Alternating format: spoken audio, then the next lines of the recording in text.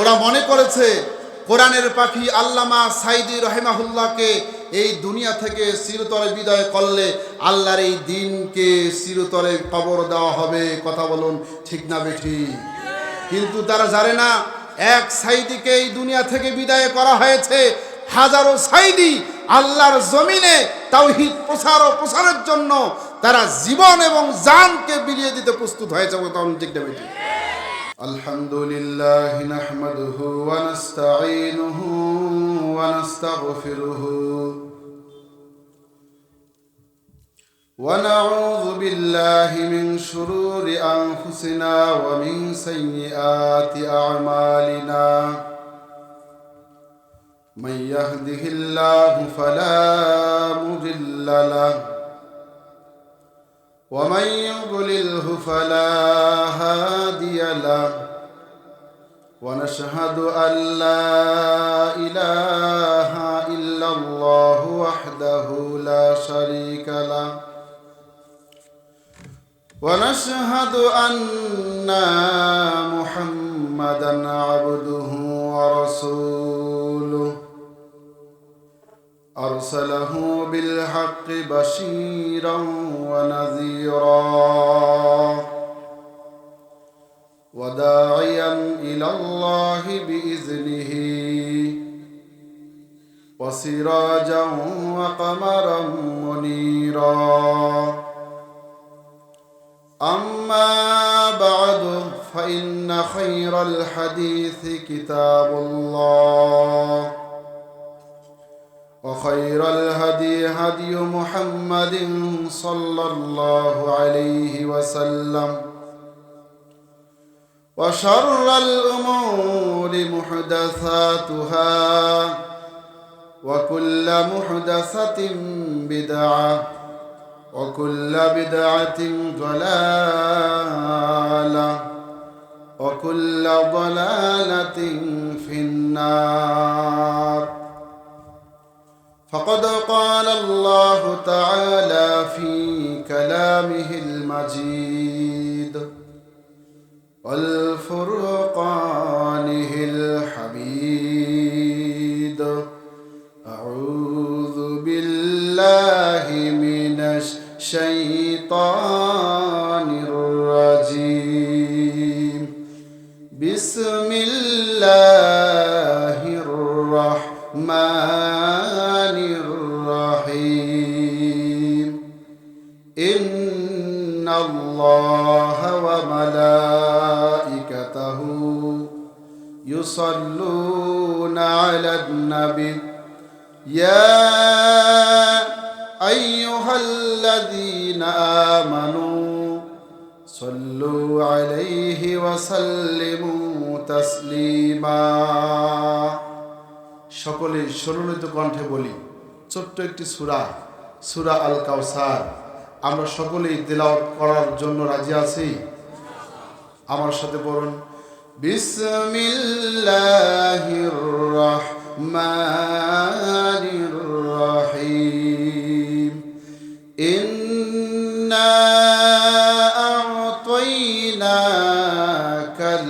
কাউসার ফাসাল্লি লিরাব্বিকা ওয়ানহার ইন্না শানিআকা হুয়াল আবতার. وقال النبي صلى الله عليه وسلم كل أمتي يدخلون الجنة إلا من أبى. قيل من أبى يا رسول الله؟ قال من أطاعني دخل الجنة ومن عصاني فقد أبى. ফিজায়ে বদরে পয়দা কর ফেরিস্তি তেরি নুসরত কো উতর সকতে গরদু সে কতর अंदर कतर अम्भी.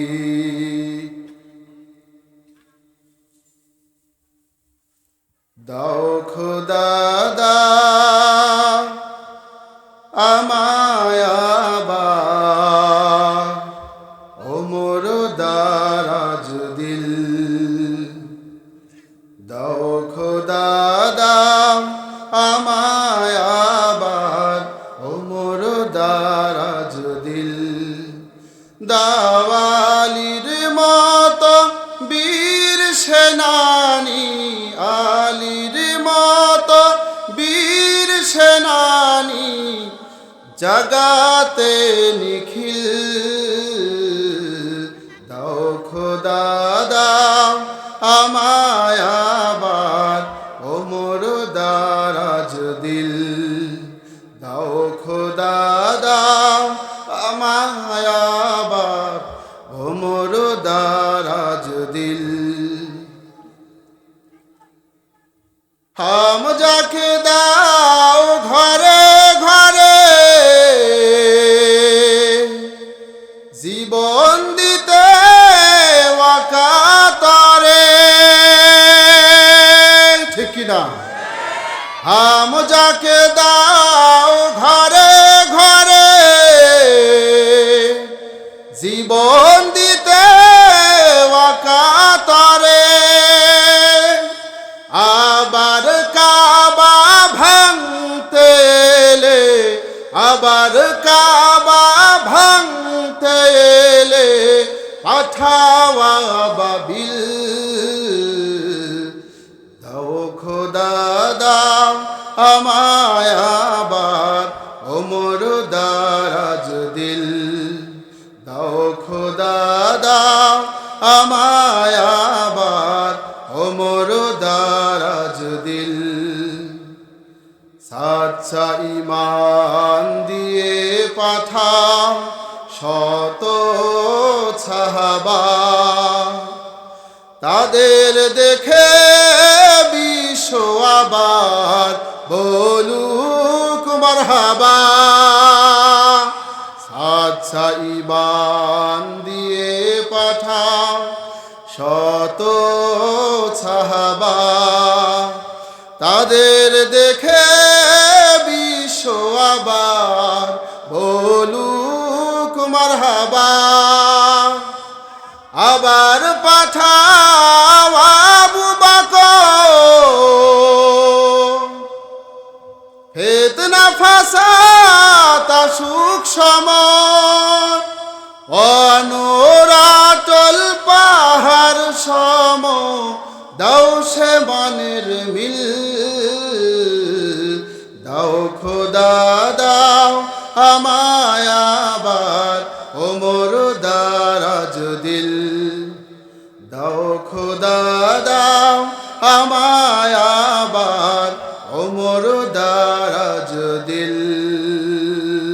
লিল্লাহে তাকবীর, আরো জোরে বলি লিল্লাহে তাকবীর। এই প্রোগ্রামে আসতে পেরে আপনারা খুশি না বেজার?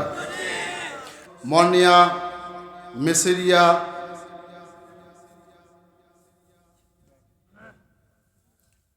মেসের সাহেবকে, যিনি অত্র মসজিদ ও প্রতিষ্ঠানটি এর জায়গা দিয়ে দুনিয়া থেকে চলে গিয়েছেন, সেই সঙ্গে আমি স্মরণ করছি আজকের এই ঐতিহাসিক মাহফিলের সুযোগ্য প্রধান অতিথি জনাব মোহাম্মদ মোফাজ্জল হোসেন মোফা, বিশিষ্ট কাগজ ব্যবসায়ী ও সমাজসেবক, অত্র এলাকার কৃতি সন্তান। সেই সঙ্গে আমি স্মরণ করছি এলাকার নয়নের মধ্যমণি, আমার ব্যক্তিত্ব শ্রদ্ধাভাজন, অত্র মসজিদের দীর্ঘদিনের পরিচিত মুখ, অত্র মসজিদের সভাপতি জনাব আনোয়ারুল সাবেক মেম্বার সাহেব। সেই সঙ্গে আমি স্মরণ করছি অত্র মাহফিলের সকল অতিথিবৃন্দদের। এইভাবে নাম বললে দীর্ঘ সময় লাগবে। সামনে আমার উপবিষ্ট শ্রোতাবৃন্দ, কোরআনের হাফেজ, আলেম ওলামা, দিনী ভাই এবং বোনেরা, আপনাদের সকলকে আল্লাহ এই দ্বীনের মাহফিলের জন্য সকলকে আল্লাহ কবুল করুন বলে আমিন। সংক্ষিপ্ত আলোচনার বিষয় সূরা আল কাউসারের তাফসির, সূরা আল কাউসারের শিক্ষা। ছোট্ট একটা বিষয়ের ওপরে আলোচনা শেষ করে আমি আমার আলোচনা শেষ করব ইনশাআল্লাহ। কোরআনের যে কোনো একটি আয়াত আল্লাহ পাক যখন নাজিল করেন কোনো একটা প্রেক্ষাপটের উপরে এই আয়াতগুলো কোরআনের সূরাগুলোকে আল্লাহ তাআলা নাজিল করেন। কথা বলুন, ঠিক না বেঠিক? সূরা আর কাউসার যখন আল্লাহ পাক নাজিল করেন এরও একটা শানি নজুল আছে, প্রেক্ষাপট আছে। সেটি হচ্ছে এই রাসূল কারীম সাল্লাল্লাহু আলাইহি সাল্লামের সন্তানেরা যখন একের পর এক দুনিয়া থেকে বিদায় নিতে চলল, একজন কুলাঙ্গার নাস্তিক, মুরতাদ এবং মুশরিক কাফের, তার নাম হচ্ছে আস ইবনে ওয়াইল। সে আল্লাহর নবীর যখন আলোচনা শুনল, যখনই আল্লাহর নবীর আলোচনা শোনা মাত্রই তখনই চট করে রেগে গিয়ে বলে, আলে রাখো তো তোমার মুহাম্মাদের কথা। ওর সন্তান দুনিয়া থেকে বিদায় নিয়েছে, কোনো সন্তান নাই, সে নিঃসন্তান, লেজ কাটা, সে মারা গেলে তার বংশ হবে নির্বংশ, সে তো দুনিয়াতে থাকবে না, তার নাম নিশানা আকাশেও থাকবে না, জমিনেও থাকবে না, তার গোষ্ঠী পর্যন্ত জমিন থেকে বিদায় নিয়ে যাবে। বলি নাউজুবিল্লাহ। এইভাবে যখন বলাবলি করতে লাগলো, রাসূল কারীম সাল্লাল্লাহু আলাইহি সাল্লামকে কাফের মুশরিক বেদুইনরা যখন আঘাত দেন, এ আঘাত সরাসরি আল্লাহর নবীকে লাগে না, এ আঘাত লাগে কাকে? জোরে বলি কাকে? একটু হা হু পেয়াপু উচ্চারণ করতে হবে আমার সাথে, না হলে আমি কথা বলতে পারবো না। আল্লাহর নবীকে যখন আঘাত দেয় কাফেরেরা, আল্লাহর নবীকে যখন আঘাত দেয় কাফেরেরা, এ আঘাত তখন সরাসরি আল্লাহকে লাগে, নবীকে লাগে না। নবীকে লাগা মানে লাগা কাকে? আল্লাহর নবীকে যখন কাফেরেরা এইভাবে অপবাদ দেওয়া শুরু করতে লাগলো, হঠাৎ করে এর দাঁত ভাঙ্গা জবাব আল্লাহ রাব্বুল আলামিন এই সূরা নাজিল করে জানায় দিলেন, বললেন, ইন্না আ'তাইনাকাল কাউসার ফাসাল্লি লিরাব্বিকা ওয়ানহার ইন্না শানিআকা হুয়াল আবতার। নবীজিকে আল্লাহ রাব্বুল আলামিন সান্ত্বনা দিয়ে জানাই দিলেন, হে নবী, ইন্না আ'তাইনাকাল কাউসার, নবী ভারাক্রান্ত হৃদয় নিয়ে তুমি বসে থাকো না, মন খারাপ করে থাকো না। তুমি মন খারাপ করবা কেমনে? আমি রব্বুল আলামিন তোমারে কাউসার দান করে দিয়েছি। ফাসাল্লি লিরাব্বিকা ওয়ানহার, রবের উদ্দেশ্যে সালাত পড়ো আর আল্লাহর উদ্দেশ্যে কুরবানি করো। আল্লাহ পাক জানাই দিলেন, নবীজি আমি আল্লাহ পাক তোমারে কাউসার দান করেছি। ওই কাফেরেরা, ওই মুশরিকেরা, ওই কুলাঙ্গার নাস্তিকেরা তোমাকে যে অপবাদ দিয়েছে তুমি ব্যথা পেয়েছো নবীজি। আল্লাহ পাক বলছেন, ইন্না শানিআকা হুয়াল আবতার। আল্লাহ রাব্বুল আলামিন তখন বললেন, নবীজি তোমাকে কষ্ট দিয়েছে মূলত আমি আল্লাহ পাক কষ্ট পেয়েছি। মূলত তুমি লেজ কাটা নাও, নির্বংশ তুমি নও, তারাই হচ্ছে এই পৃথিবীতে নির্বংশ এবং লেজ কাটা। বলি সুবহানাল্লাহ। নবীজিকে কাফেরেরা যখন যেখানে অপবাদ দিয়েছে, আঘাত করেছে, প্রত্যেকটা আঘাতের, প্রত্যেকটা অপবাদের জবাব দিয়েছেন কে? এই অপবাদের জবাব দিয়েছেন কে? মুশরিকেরা, মুনাফিকেরা, কাফেরেরা। তারা জানতেন না যে নবীজি যতদিন আকাশের সূর্য উদিত হবে অতদিন আকাশে আর বাতাসে এই জমিনে নবীজির নাম অক্ষত অবস্থায় টিকিয়ে থাকবে। এটা কাফেরদের জানা ছিল।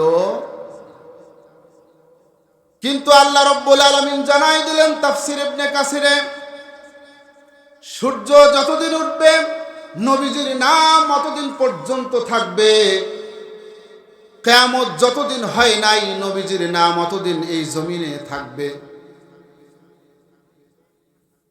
এই দুনিয়া যতদিন টিকে থাকবে অতদিন পর্যন্ত আল্লাহ আকাশে এবং বাতাসে নবীজির নাম উচ্চারণ এবং সব জায়গায় ছড়িয়ে দেওয়ার ব্যবস্থা করবে। আজও পর্যন্ত নবীজির নাম আকাশে, জমিনে, পৃথিবীর সব জায়গায় ছড়িয়ে ছিটিয়ে আছে না নাই? চিল্লাই বলে আছে না নাই?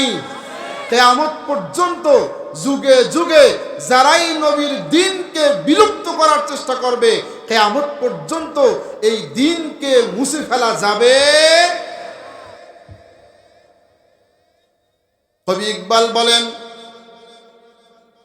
सत जाका रहा है अजल से तायम रोज, चरागे मुस्तफा भी छे शरारे बुलहाबिस। আবহমান কাল থেকে আবু জাহেলের গোষ্ঠীরা আবহমান কাল থেকে শুরু করে মুহাম্মদ সাল্লাল্লাহু আলাইহি সাল্লামের দ্বীনকে, ইসলামকে, ঈমানকে, মুহাম্মদ সাল্লাল্লাহু আলাইহি সাল্লামের নূরকে নিভিয়ে দেওয়ার জন্য, মুখ দিয়ে ফু দিয়ে নিভিয়ে দেওয়ার জন্য আজীবন চেষ্টা করেছে। তাদের সব চেষ্টাগুলো কর্পূরের মতো উড়ে গিয়েছে। মুহাম্মদ সাল্লাল্লাহু আলাইহি সাল্লামের এই চেরাগ, এই দ্বীন, এই বাতি, এই কোরআন আজও পর্যন্ত টিম টিম করে জ্বলায় রয়েছে। কথা বলুন, ঠিক না বেঠিক? আল্লাহ রাব্বুল আলামিন বলছেন, ইউরিদুনা লিইউতফিউ নূরাল্লাহি বিআফওয়াহিহিম ওয়াল্লাহু মুতিম্মু নূরিহি ওয়ালাউ কারিহাল কাফিরুন। আল্লাহ রাব্বুল আলামিন বলছেন, ওরা মুখের ফু দিয়ে এই দ্বীনকে, ইসলামকে, এই নূরকে তারা নিভিয়ে দেওয়ার চেষ্টা করে। ওরা হচ্ছেন কারা? ওরা কারা? ওরা হচ্ছে কাফেরেরা। ওরা কারা? কাফেরেরা, মুনাফিকেরা, মুশরিকেরা। তাদের ফু দিয়ে দ্বীনকে নিভিয়ে দেওয়ার জন্য হাজারো চক্রান্ত এবং চেষ্টা তারা করে যাচ্ছে। আল্লাহ পাক বলছেন, আল্লাহু মুতিম্মু নূরিহি, আল্লাহ রাব্বুল আলামিন তার দ্বীনকে পূর্ণতা দিবেন। এতে কাফেরদের ভিতরে আর কলিজায় যত আগুন ধরুক, কাফেরদের অন্তরে যত জ্বালা হোক, যত জ্বালা যন্ত্রণা হোক, আল্লাহ পাক তার দ্বীনকে, ইসলামকে বিজয়ী করবেন। কেউ এই ইসলামকে ঠেকাতে পারবে? আমার বন্ধুগণ, যারা এই পৃথিবীতে তাওহীদের দাওয়াত দেওয়ার জন্য এসেছিলেন, যুগে যুগে প্রত্যেক নবী তাদের দ্বীন, তাওহীদ প্রতিষ্ঠা করার জন্য এসেছিলেন। আর এই তাওহীদ প্রতিষ্ঠার জন্য, তারা দ্বীন প্রসারের জন্য তাওহীদ প্রসার করতে এসে মায়ের খেয়েছেন কিনা? সমস্ত নবীরা এই পৃথিবীতে এসে তাওহীদ প্রসার করতে গিয়ে মার খেয়েছেন। আমাদের নবীজি খান নাই? নবীজি জনাবে মুহাম্মদুর রাসূলুল্লাহ সাল্লাল্লাহু আলাইহি সাল্লাম তাওহীদের দাওয়াত দেওয়ার জন্য যখন গেলেন, নবীজি, নবী করিম সাল্লাল্লাহু আলাইহি সাল্লামের গলায় চাদর পেঁচায়া এমন ভাবে নবীজিকে আছাড় দিয়ে মাটিতে ফেলাইলেন। আবু জাহেল মারল, আবু জাহেল মারল। নবীজির চাচা হামজা তখনও কাফের ছিলেন, তিনি শিকার করতে গিয়েছিলেন। শিকার করতে এসে তিনি জানতে পারলেন যে নবী মুহাম্মদুর রাসূলুল্লাহ সাল্লাল্লাহু আলাইহি সাল্লামকে কাফেরেরা এইভাবে অত্যাচার করেছে। তখন নবীজির এই কথা শোনা মাত্রই হামজা তখন আবু জাহেলের বাড়িতে হনহন করে হেঁটে গেলেন। হনহন করে হেঁটে গিয়ে বললেন, আবু জাহেল, তুমি নাকি আমার ভাতিজা মুহাম্মদ সাল্লাল্লাহু আলাইহি সাল্লামকে মারছো? তখন আবু জাহেল বলল, হ্যাঁ আমি মেরেছি। তখন হামজা বলল যে, মুহাম্মদ সাল্লাল্লাহু আলাইহি সাল্লামকে তুমি কেন মারলা? সে তো মানুষের কাছে সত্য কথা বলে, দ্বীনের দাওয়াত দেয়, সৎ কাজে আদেশ করে, কোনো দিন মিথ্যা কথা বলেন না। এই সমস্ত কাজগুলি করে। আল্লাহ এক, অদ্বিতীয়, এই তাওহীদের দাওয়াত দেওয়ার জন্য মুহাম্মদ সাল্লাল্লাহু আলাইহি সাল্লাম আসে, তুমি কেন তাকে মারলা? তুমি কি মনে করেছো আব্দুল্লাহ মুহাম্মাদের বাবা মারা গিয়েছে আর হামজা এই দুনিয়াতে নেই? তুমি কি তাই মনে করেছো? তখন বিশাল একটা ধনুক তার হাতে ছিল।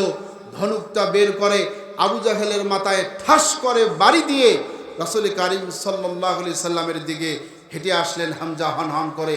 এসে বললেন, রাসূল কারীম সাল্লাল্লাহু আলাইহি সাল্লামের মোবারক চেহারা মোবারককে, আল্লাহর নবীর এই মোবারকটাকে তার কোলে অরুতে নিয়ে বললেন, ভাতিজা, হে মুহাম্মদ সাল্লাল্লাহু আলাইহি সাল্লাম, তুমি খুশি হও।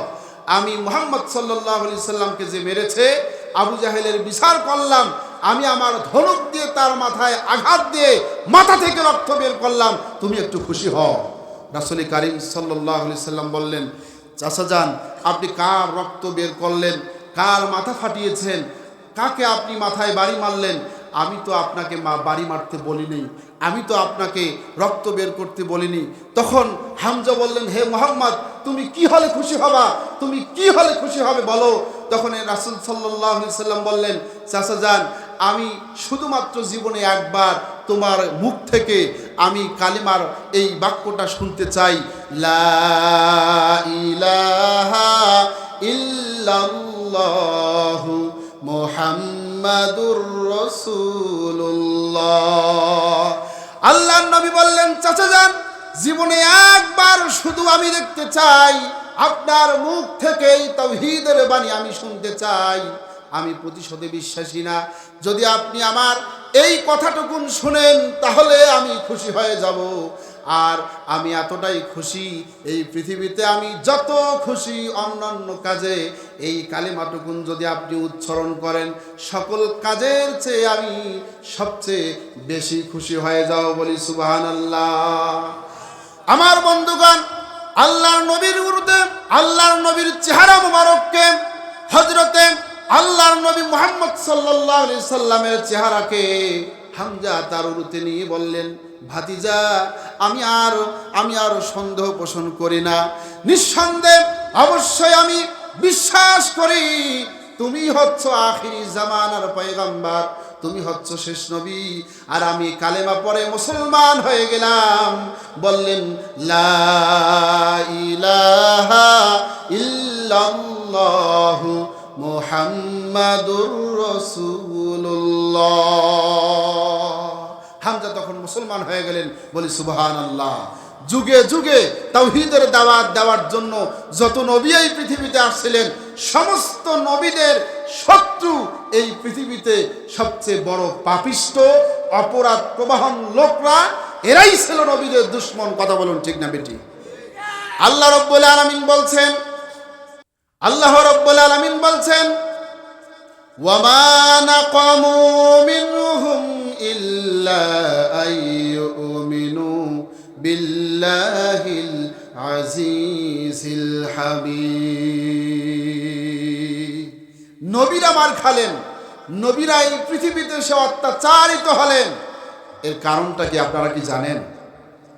এর একটাই হচ্ছে কারণ, পৃথিবীতে আর কোনো কারণ নাই।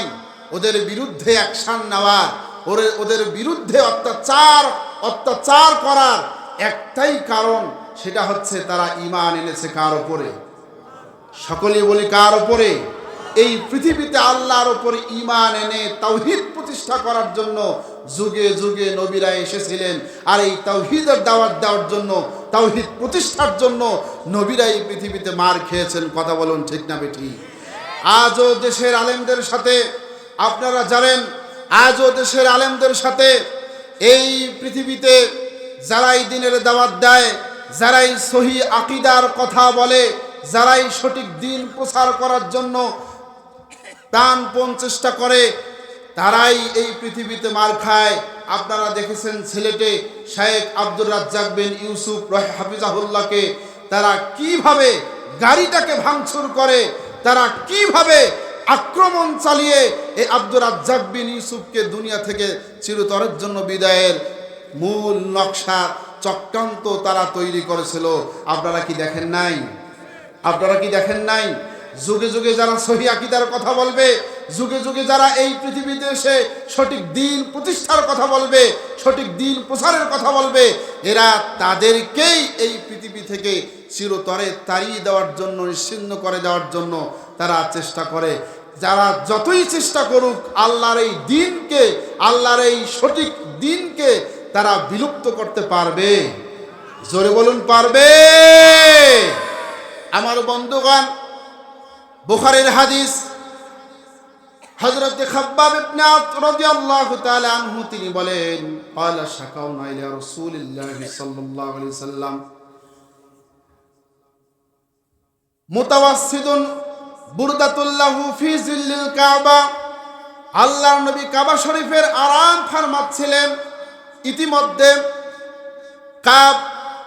খাব্বাব বিন আত রাদিয়াল্লাহু তাআলা আনহু তিনি এসে দৌড়ায়া নবীজিকে বললেন, আলা তাস্তানসিরু লানা ইয়া রাসূলুল্লাহ, আলা তাদউ লানা ইয়া রাসূলুল্লাহ। হে আল্লাহর রসুল, আপনি কি আমাদের জন্য আল্লাহর কাছে সাহায্য চাবেন না? আল্লাহর কাছে আমাদের জন্য দোয়া করবেন না? আমরা মার খেলাম, সাহাবায়ে কেরামরা অত্যাচারিত হচ্ছে, আমাদের সুমাইয়াকে, আম্মারকে তারা হত্যা করে দুনিয়া থেকে শহীদ করে বিদায় করে দিল। বেলালকে তারা উত্তপ্ত মরুভূমির প্রান্তরে নিয়ে গিয়ে চিৎ করে শোয়া বিশাল বড় পাথর পেটে চাপা দিয়ে রেখেছে। ইয়া রাসূলুল্লাহ, আপনি কি আমাদের জন্য আল্লাহর কাছে দোয়া করবেন না? এই অত্যাচার থেকে বাঁচার জন্য আপনি দোয়া করবেন না? নবীজি তখন শোয়া অবস্থায় ছিলেন। আল্লাহ নবী উঠে বসে খাব্বাব বিন আউফকে বললেন, হো আমার খাব্বাব, এই পৃথিবীতে তোমাদের পূর্বে যারাই আল্লাহর উপরে ঈমান এনেছিল, যারাই আল্লাহর উপরে ঈমান এনেছিল তাদের উপরে কি হয়েছিল?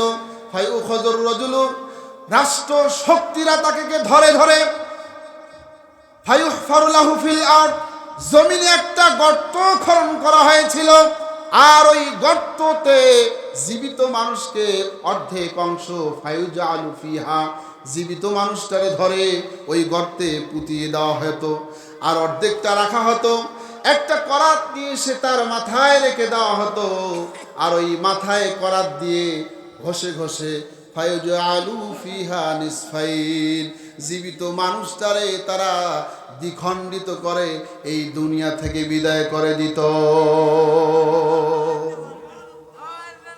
নবীজি বললেন, ও আমার খাব্বাব, মা ইয়াসুদ্দুহু যালিকা আন দীনিহি, এ অমানসিক অত্যাচার, এ অমানসিক নির্যাতন হওয়ার পরেও এক চুল পরিমাণ আল্লাহর গোলামকে আল্লাহর দিন থেকে এক চুল পরিমাণ তারা সরায় দিতে পারে নাই। ও আমার খাব্বাব, আল্লাহে, আল্লাহর কসম করে বলছি, লা ইয়াতামান্নাল্লাহু হাযাল আমরা হাত্তা ইয়াসিরুর রাকিবু মিন সানআ ইলা হাজরামাউত। ও আমার খাব্বাব, এমন একটা সময় আসবেই, এমন একটা যুগ আসবেই, ইয়ামানের রাজধানী সানআ থেকে হাজরামাউত পর্যন্ত এত বড় দীর্ঘ পথ পাড়ি দেবে যারা সওদাগর, তাদের মাল সামানি নিয়ে পাড়ি দেবে, মহিলারা তাদের সৌন্দর্যের পর্সা নিয়ে, সৌন্দর্য চেহারা নিয়ে একাকী বা দলবদ্ধভাবে হাঁটবে। লা ইয়াখাফু ইল্লাল্লাহ, তারা এই জমিনে আল্লাহ ছাড়া আর কাউকে ভয় করবে না। কথা বলুন ঠিক না বেটি? এরকম একটা সময় রাসূল কারীম সাল্লাল্লাহু আলাইহি সাল্লাম একটা সময়, একটা যুগ, একটা স্বর্ণালী সমাজ, আমাদের স্বর্ণের যুগ একটা আমাদের উপহার দিতে পেরেছিলেন কিনা বলুন? আল্লাহর নবী আমাদের এরকম একটা যুগ আমাদেরকে দিতে পেরেন নাই? অবশ্যই দিয়েছিলেন। এর জন্য নবীরা মার খেয়েছেন, সাহাবায়ে কেরামরা অত্যাচারিত হয়েছেন, এর সে নবীরা অত্যাচারিত হয়েছেন, শহীদ হয়েছেন, হাজারো সাহাবী কেরামের রক্ত আল্লাহর জমিনে রক্তাক্ত হয়ে শাহাদাত বরণ করে দুনিয়া থেকে বিদায় নিয়েছেন। এরকম যুগ আসবেই। আজকের মুসলমানেরা যদি অত্যাচারিত হয়, তারা যদি অত্যাচারিত হয়, ধৈর্য ধারণ করে, সবর করে, আল্লাহর উপর তাওয়াক্কুল করে, আল্লাহ তার দ্বীনকে টিকায় রাখবেন, এরকম একটা সমাজ আসবেই, এতে কোনো সন্দেহ। কোন একদিন এদেশের আকাশে কালিমার পতাকা উড়বে, সেদিন সবাই আল্লাহর বিধান পেয়ে দুঃখ বেদনা ভুলবে। কথা বলুন ঠিক না বেটি? একাকী নিরমণি নির্জন পথে যাবে, অনজন কটু কথা কবে না, অনজন পথে ঘাটে সম্পদের মোহে খুনার রাহা জানি হবে না। সেই দিন আর নয় বেশি দূরে, আর কিছু পথ গেলে মিলবে, সেদিন সবাই আল্লাহর বিধান পেয়ে দুঃখ বেদনা ভুলবে। চিৎকার করে বলেন মারহাবা। ওরা মনে করেছে কোরআনের পাখি আল্লামা সাইদি রহিমাহুল্লাহকে এই দুনিয়া থেকে চিরতরে বিদায় করলে আল্লাহর এই দিনকে চিরতরে কবর দেওয়া হবে। কথা বলুন ঠিক না বেঠিক? কিন্তু তারা জানে না, এক সাইদিকে এই দুনিয়া থেকে বিদায় করা হয়েছে, হাজারো সাইদি আল্লাহর জমিনে তাওহীদ প্রচার ও প্রসারের জন্য তারা জীবন এবং জানকে বিলিয়ে দিতে প্রস্তুত হয়েছে। ঠিক না বেঠিক? আমার বন্ধুগণ, অত্র অঞ্চলটি কোরআন এবং সহিহ আকীদার একটা প্রাণ কেন্দ্র। আমি মনে করব দল মত নির্বিশেষে কোরআন এবং সহিহ আকীদা, সঠিক দিন, সঠিক ইসলাম আপনারা গ্রহণ করবেন। মুসা আলাইহিস সালাম, নাম কি? সবাই শোনেন, কি নাম? মুসা আলাইহিস সালাম ঈমান আনলেন কার উপরে? আরো জোরে বলি, কার উপরে? আল্লাহ তাআলার উপরে। মুসা আলাইহিস সালাম যখন আল্লাহর উপরে ঈমান আনলেন, তাওহীদের দাওয়াত দেওয়ার জন্য যখন ফেরাউনের কাছে গেলেন, ফেরাউন তখন মুসা আলাইহিস সালামকে তাড়া করলেন। তাই তো মুসা আলাইহিস সালাম তার সাথীদেরকে নিয়ে বেরিয়ে পড়লেন। আর আল্লাহ রাব্বুল আলামিন মুসা আলাইহিস সালামকে পরীক্ষায় ফেললেন। দেখুন, মুসা আলাইহিস সালাম তিনি তিন দিক থেকে শত্রু ঘেরাও করলো, আর সামনে একটা দরিয়া, পালাবার কোনো পথ আছে? জোরে বলুন, পথ আছে? আল্লাহ পাক রব্বুল আলামিন কোরআনে ওয়াজ করলেন, ফালাম্মা তারাআল জামআনি ক্বালা আসহাবু মূসা ইন্না লামুদরাকুন। মূসা আলাইহিস সালামকে তিন দিক থেকে সরাসরি আক্রমণ করলো, পাকড়াও করলো ফেরাউনের সৈন্যরা। সামনে বিশাল বড় দরিয়া। মূসা আলাইহিস সালামের সাথীরা বলল, হে মূসা, আমরা তো পাকড়াও হয়ে গেলাম, ধরা খেয়ে গেলাম, মারা যাব, কোনো বাঁচার উপায় নাই, সুতরাং আমরা এখানেই বসে পড়লাম। ইযহাব আনতা, তুমি এবং ওয়ারাব্বুকা, তোমার রব, যার উপরে তুমি ঈমান এনেছো, তাওহীদ প্রচার করার জন্য তুমি যেই দাওয়াত দিয়েছো, সুতরাং সে আল্লাহ আর তুমি তাদের সাথে গিয়ে যুদ্ধ করো, আমরা এখানে বসে পড়লাম। মূসা আলাইহিস সালাম বলুন তো নিরাশা হয়েছিলেন কিনা? হতাশ হয়েছিলেন? মূসা আলাইহিস সালামের কি দোষ ছিল? ফেরাউনের বাড়ির পাকা ধান কি কেটে নিয়েছিল? ফেরাউনের রাজত্ব চেয়েছিল? মূসা আলাইহিস সালামের দোষ ছিল না। আল্লাহর উপর ঈমান এনেছিল, ফেরাউনের উপরে ঈমান আনে নাই। আর তাওহীদের দাওয়াত দেওয়ার জন্য মূসা আলাইহিস সালাম বেরিয়ে পড়লেন, এটাই হলো তার দোষ, এটাই হচ্ছে তার কারণ। মূসা আলাইহিস সালাম তখন বললেন, ইন্না মাইয়া রাব্বি সায়াহদিন। কাল্লা, কখনো নয়, ইন্না মাইয়া রাব্বি সায়াহদিন, যে আল্লাহর উপর ঈমান এনেছি, যে আল্লাহর তাওহীদের দাওয়াত দেওয়ার জন্য বেরিয়ে পড়ছি, এই বিপদ থেকে উদ্ধার করার জন্য সে আল্লাহ রাব্বুল আলামিন অবশ্যই আমাকে আমার জন্য পথ বের করে দিবেন। বলি সুবহানাল্লাহ। আল্লাহ রাব্বুল আলামিন মূসাকে বললেন, মূসা তোমার হাতে কি? মূসা বললেন, আল্লাহ আমার হাতে লাঠি। আল্লাহ রাব্বুল আলামিন তখন বললেন, মূসা লাঠি দিয়ে দরিয়ার মধ্যে আঘাত করো। দরিয়ার মধ্যে এক লাঠি দিয়ে একটা আঘাত করার কারণে একটা নয়, দুইটা নয়, 12টা রাস্তা প্রয়োজন পার হওয়ার জন্য। একটা রাস্তার প্রয়োজন ছিল, কিন্তু রব্বুল আলামিন একটা নয়, দুইটা নয়, 12টা রাস্তা পারাপারের জন্য বের করে দিয়ে দিলেন। মূসা আলাইহিস সালাম যখন তার সাথী সঙ্গীকে নিয়ে দরিয়া পার হলেন, ফেরাউন তার দল বলকে নিয়ে আসলো। নিয়ে এসে দেখতেছে বিশাল একটা সুন্দর রোড। ও মনে করছে ওর বাপের তৈরি করা একটা রোড। যখনই সে দরিয়ার মধ্যবর্তী জায়গায় গিয়েছে, তখন আল্লাহ তাআলা বললেন, কোন পানি রাস্তা বন্ধ করে দাও। সাথে সাথে পানি রাস্তা বন্ধ করে দিল। ফেরাউনের যত সৈন্যরা ছিল সকলেই পানিতে চুববানি খেয়ে সবাই মারা গিয়েছে। ফেরাউন শুধু একাই জীবিত ছিল। ফেরাউনের নাকের ডগায় যখন পানি এসেছে, তখন আল্লাহর এইভাবে নাক উঁচু করে বলতে লাগলো, আমানতু আন্নাহু লা ইলাহা ইল্লাল্লাযী আমানাত বিহি বানু ইসরাঈল ওয়া আনা মিনাল মুসলিমিন। ও আল্লাহ, তোমার উপরে ঈমান আনলাম, আর তোমার উপরে আমি এই জন্য ঈমান এনেছি, আমার পূর্বে বনী ইসরাঈলরা যেভাবে তোমার প্রতি ঈমান এনেছে, তারা যেমন মুসলমান ছিল, আমিও তোমার প্রতি ঈমান এনে এখন মুসলমান। তারা মুসলমান হয়েছে, তোমার প্রতি ঈমান এনেছে, তুমি পার করে দিয়েছো, এখন আমাকে পার করায় দাও। আল্লাহ কি বললেন শুনবেন? আল্লাহ রাব্বুল আলামিন বললেন, আল আনা ওয়া ক্বাদ আসাইতা ক্বাবলু ওয়া কুনতা মিনাল মুফসিদিন।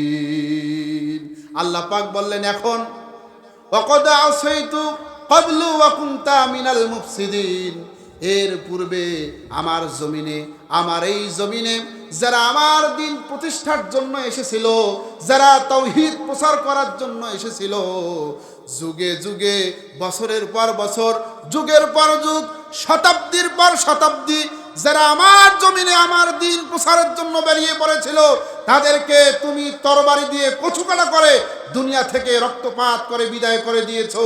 আর এখন তুমি আমার উপর ঈমান এনেছো। আল্লাহ পাক বললেন, আল ইয়াউমা নুনাজ্জিকা বিবাদানিক, আল ইয়াউমা নুনাজ্জিকা বিবাদানিক, আমি আল্লাহ রাব্বুল আলামিন তোকে শুধু মারবই না, আমি আল্লাহ রাব্বুল আলামিন আল ইয়াউমা নুনাজ্জিকা বিবাদানিক, তোর শরীরটাকে আমি আল্লাহ কিয়ামত পর্যন্ত বাঁচায়া দেব।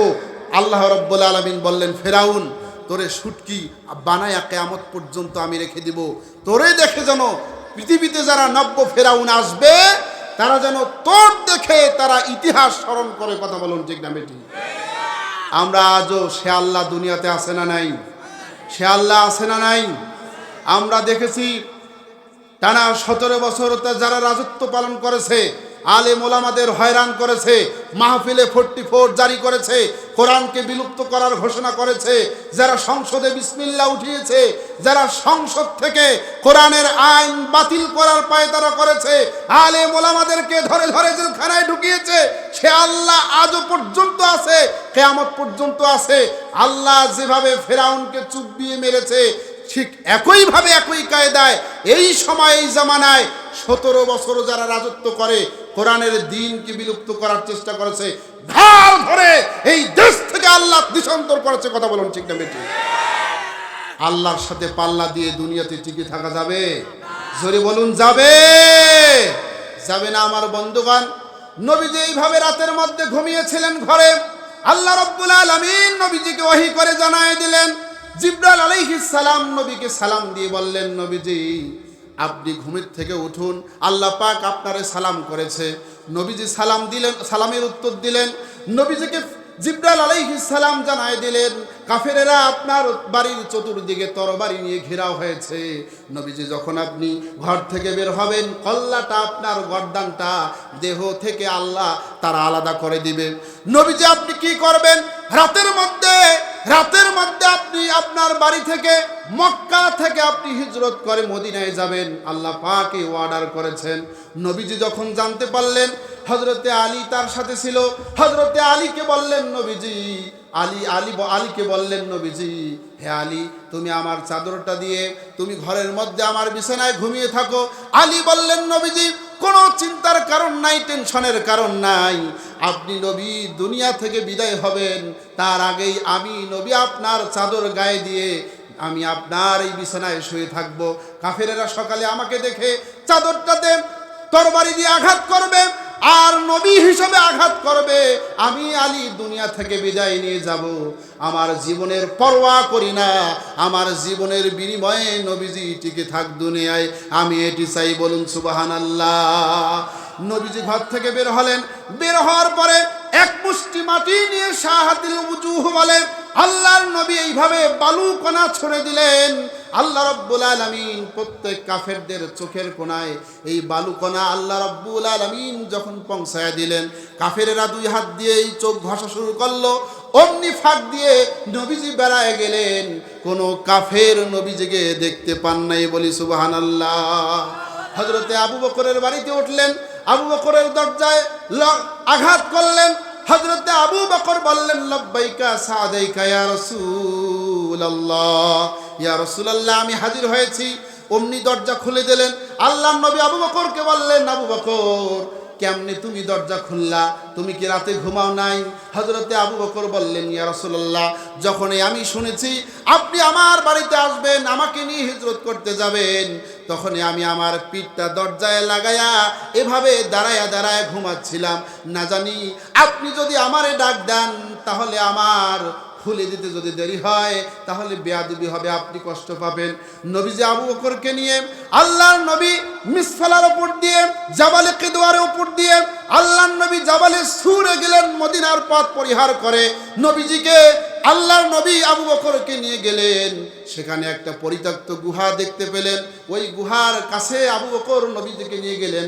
আল্লাহর নবীকে বললেন, আবু বকর বললেন, ইয়া রাসূলুল্লাহ, সারাদিন আপনি ক্লান্ত অবস্থায় আপনি দীর্ঘ পথ পাড়ি দিয়ে এই পর্যন্ত এসেছেন, আপনি বড়ই ক্লান্ত হয়েছেন। ওই গুহার ভিতরে আমরা ঢুকবো। গুহাটা দীর্ঘদিনের একটা পরিত্যক্ত গুহা। আমি সেখানে গিয়ে গুহাটা আগে সাফ করে নেই, না জানি কোনো পোকামাকড় যেন থাকতে পারে।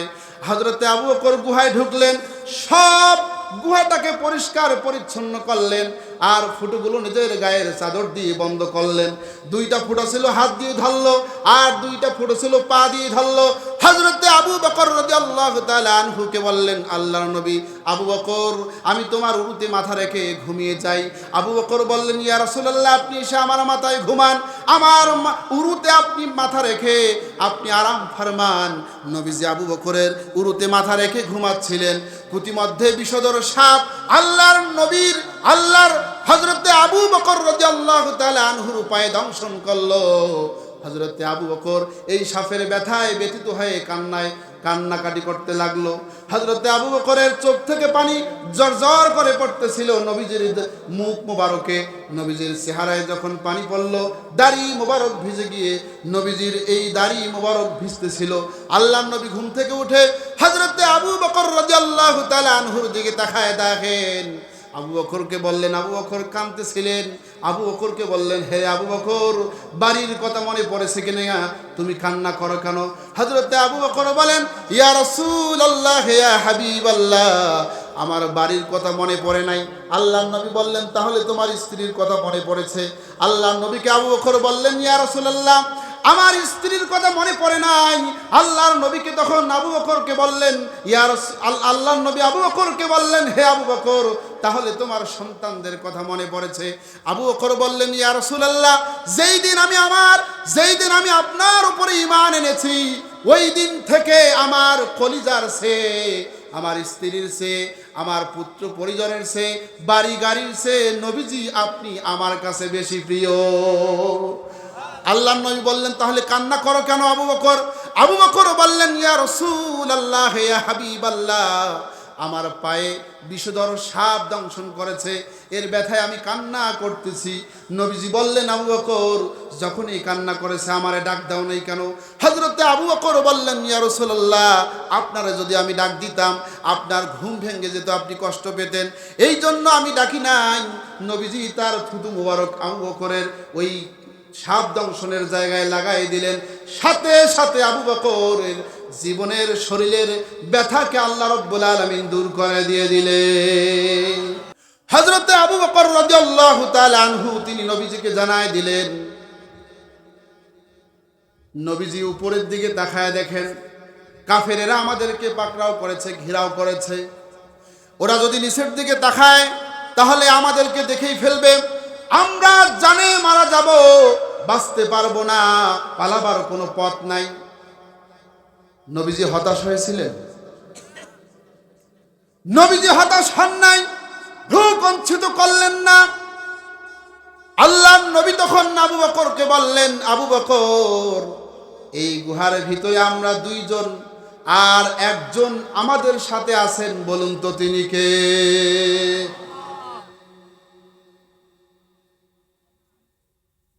আল্লাহ রাব্বুল আলামিন যুগে যুগে নবীরাই পৃথিবীতে আল্লাহর দ্বীন প্রতিষ্ঠা এবং তাওহীদ প্রসারের জন্য যত নবী এসেছিলেন, সমস্ত নবীদেরকেই এই দুনিয়ায় কাফেরেরা অত্যাচারিত আর অত্যাচার করেছিল। কথা বলুন ঠিক না বেঠিক? তাদের অপরাধ কি? তাদের অপরাধ হচ্ছে একটাই, সেটা হচ্ছে ওয়ামা নাকামু মিনহুম ইল্লা আইয়ুমিনু বিল্লাহিল আজিজিল হামিদ। আল্লাহর প্রতি ঈমান এনে এই দ্বীনকে প্রচার ও প্রতিষ্ঠার জন্য নবীজিরা দ্বীনের দাওয়াত দিয়েছিলেন, এটাই হচ্ছে তাদের অপরাধ, অন্য কোনো অপরাধ নয়। বন্ধুগণ, আমি আমার আলোচনা দীর্ঘ করব না। একটি আবেদন এসেছে আজানের। আজান তো আমি দেই না, আমার ইউটিউবে একটা আজান আছে, সেটা দেখে মনে হয় আজান শোনার একটা আগ্রহ। বেলাল রাদিয়াল্লাহু তাআলা আনহু আজান দিতেন। আজও মক্কায় মদিনায় আজান হয় না? হয় না? জোরে বলি হয় না? হয় না? মুমিন ব্যক্তিরা যখন আজান শোনে, তাদের আজান শোনার পর তাদের মনটা লটকায়া থাকে কার সাথে? মসজিদের সাথে। কার সাথে? আল্লাহর নবী বলছেন, কিয়ামতের মাঠে 7 শ্রেণীর ব্যক্তির আল্লাহ পাক আরশে আজিমের ছায়ায় তাদেরকে আল্লাহ পাক ছায়া দিবেন। তার একটা হচ্ছে যারা এক ওয়াক্ত সালাত পড়ার পর আর এক ওয়াক্ত সালাতের অপেক্ষায় থাকে, আজানের অপেক্ষায় থাকে মসজিদে। এইভাবে যখন আজান হয়, আল্লাহু আকবার,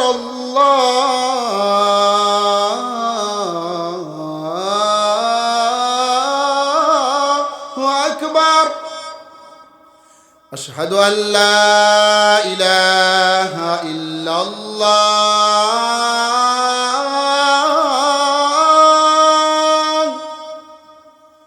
আশহাদু আল্লা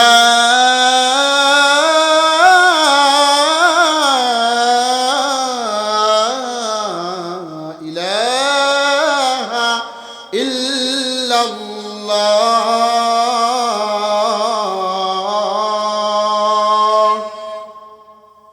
আশহাদু আন্না মুহাম্মাদার রাসূলুল্লাহ,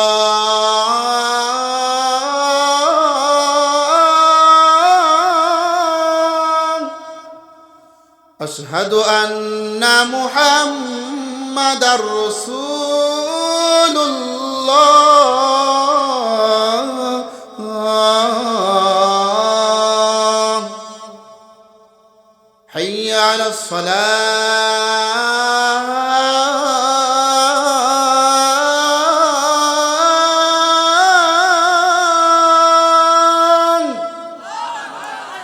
হাইয়া আলাস সালাহ,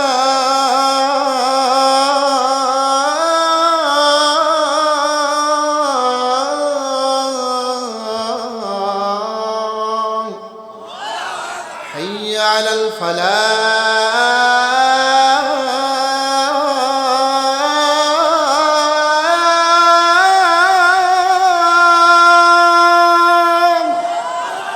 হাইয়া আলাল ফালাহ।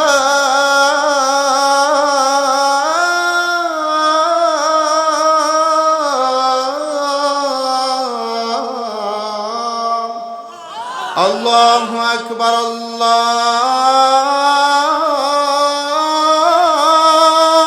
আকবার, লা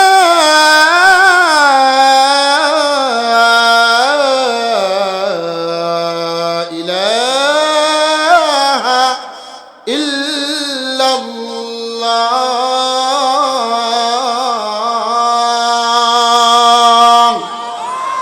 ওয়া মা আলাইনা ইল্লাল বালাগ, সুবহানাকা আল্লাহুম্মা ওয়া বিহামদিক, আশহাদু আল লা ইলাহা ইল্লা আনতা আস্তাগফিরুক। একটা সঙ্গীত বলে আমি আলোচনা শেষ করছি। এই সঙ্গীতটি কথাগুলো বাস্তবতার সাথে যদি মিল হয়, ঠিক বিঠিকের আওয়াজ দিবেন, হাত উঠবে যখন। সকলে রাজি আছেন? ডিজিটাল বাংলাদেশের গল্প শোনো ভাই, কষ্টে আমার বুক ফেটে যায়, বলার ভাষা নাই। ডিজিটাল বাংলাদেশের গল্প শোনো ভাই, কষ্টে আমার বুক ফেটে যায়, বলার ভাষা নাই। ডিজিটাল বাংলাদেশের গল্প শোনো ভাই। মসজিদে আছে মুসল্লি নাই, এই তো পরিবেশ। সত্যি কথা বললে ইমাম চাকরি হয় যে শেষ। দামি জুতা পরে যদি মসজিদে যাই, নামাজ শেষে দেখি আমার জুতা জোড়া নাই। মসজিদে আছে মুসল্লি নাই, এই তো পরিবেশ। সত্যি কথা বললে ইমাম চাকরি হয় যে শেষ। দামি জুতা পরে যদি মসজিদে যাই, নামাজ শেষে দেখি আমার জুতা জোড়া নাই। আল্লাহর কাজ করতে গিয়েও শান্তি জানো নাই রে ভাই, আল্লাহর কাজ করতে গিয়েও শান্তি জানো নাই রে ভাই। ঠিক না ঠিক? ডিজিটাল বাংলাদেশের গল্প শোনো ভাই, কষ্টে আমার বুক ফেটে যায় বলার ভাষা নাই। ডিজিটাল বাংলাদেশের গল্প শোনো ভাই। এমএ বিএ পাশ করে চাকরিতে যাবে যাই, যাইয়া দেখে ওইখানেতে ঘুষ ছাড়া ঠাই নাই। ঘুষের টাকায় মামা খালু হইল কলা গাছ, অনাহারে কত মানুষ করছে হাহুতাশ। সোনার বাংলাদেশে কোথাও শান্তি জানো নাই রে ভাই, সোনার বাংলাদেশে কোথাও শান্তি জানো নাই রে ভাই। ডিজিটাল বাংলাদেশের গল্প শোনো ভাই, কষ্টে আমার বুক ফেটে যায় বলার ভাষা নাই। ডিজিটাল বাংলাদেশের গল্প শোনো ভাই, কষ্টে আমার বুক ফেটে যায় বলার ভাষা নাই। ডিজিটাল বাংলাদেশের গল্প শোনো ভাই, কষ্টে আমার বুক ফেটে যায় বলার ভাষা নাই। লিল্লাহে তাকবীর। সকলেই সুউচ্চ কণ্ঠে আওয়াজ দিয়ে আকাশ ও বাতাসে আমরা মুখরিত করব লিল্লাহে তাকবীর। হয় নাই, যারা দাঁড়িয়ে আছে তারা বলেন নাই, যারা বসে আছে কিছু বলছে, কিছু সুবিধাবাদী। সকলেই আল্লাহর বরত্বতা প্রকাশ করার জন্য কারো সংকোচ বোধ আছে, দ্বিধা আছে, বাধা আছে? এখানে আল্লাহর কোরআনের মাহফিল হচ্ছে, আলোচনা হচ্ছে, সব জায়গায় ছড়িয়ে যাবে। দ্বীনের যারা একানিষ্ঠ, যারা দ্বীনের অনুসারী, তারা এই মাহফিলে আসবে। এ আল্লাহর বরত্ব আকাশে বাতাসে ছড়িয়ে পড়ুক। আমরা সবাই চাই, দুহাত উঁচু করি। আমরা কে কে চাই? দুহাত উঁচু করি। লিল্লাহে তাকবীর। আরো জোরে সুউচ্চ কণ্ঠে লিল্লাহে তাকবীর। আল কোরআনের আলো, কোরআন হাদিস যেখানে, তাফসীর মাহফিল যেখানে, মদ জুয়া যেখানে, জুয়া গাজা যেখানে, পেন্সিল যেখানে, মাগিবাজি যেখানে, কোরআন হাদিস আলো, কোরআন এবং সহিহ হাদিসের আলো। লিল্লাহে তাকবীর। আল্লাহ সকলকে কবুল করুক বলে আমিন।